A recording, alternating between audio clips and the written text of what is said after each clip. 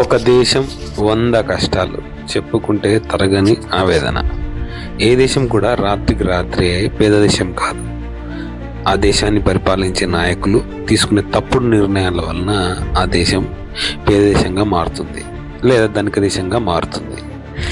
అలాంటి కథే ఒక దేశానికి ఉంది. ఆ దేశం గురించి మాట్లాడే ముందు మనం 2000 నోట్లని చూసాం. ఇంకా అంతకన్నా పెద్ద నోటు ఉందా అని వెతుకుతుంటే నార్త్ కొరియాలో 50,000 నార్త్ కొరియన్ ఓన్ నోట్ ఉంది. ఇంకా ఇంతకన్నా పెద్ద నోట్ ఏమన్నా ఉందా అని ఆలోచిస్తే $100 ట్రిలియన్ నోట్ ఉంది. ఆ నోటు మన ఇండియాలో మన దగ్గర ఉంటే మనం కోటీశ్వర్లమే. $100 ట్రిలియన్. కానీ ఆ నోటుకు విలువ లేదు.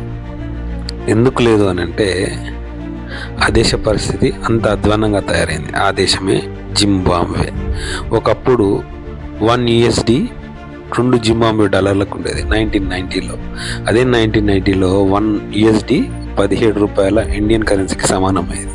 అంటే ఒకప్పుడు ధనిక దేశం, అదే ఇప్పుడు అత్యంత బీద దేశం. అక్కడ ఇప్పుడు ఇండియన్ రూపీస్ కన్వర్ట్ చేస్తే ఆ నోట్కి వాల్యూ లేదు. $100 ట్రిలియన్ వాళ్ళకు ఒక బిర్యానీ వస్తుంది. అంటే 300 నుంచి 800 రూపాయలు ఒక బిర్యానీ వస్తుంది. బస్ టికెట్ ఖర్చుకు సరిపోతుంది.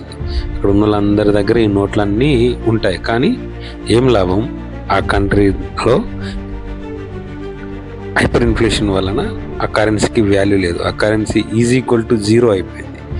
దాని తర్వాత జింబాబ్వే పతనం ప్రారంభమైంది. జింబాబ్వే మొత్తం నాశనం అయింది. ఎందుకు?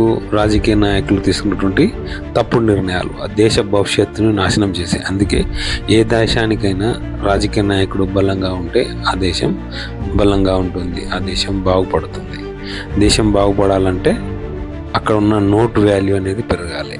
ఉదాహరణకు చైనా తీసుకోండి. చైనాలో ఒకప్పుడు 1990లో ఇండియన్ కరెన్సీ ₹1, అక్కడ $1 ఇండియన్ కరెన్సీ ₹3, ₹5 ఉండేది. అదే 2000లో 5 నుంచి 7 అయింది. 2010లో 7 నుంచి 10 అయింది. 2026కి వచ్చేసరికి ₹13 అయింది.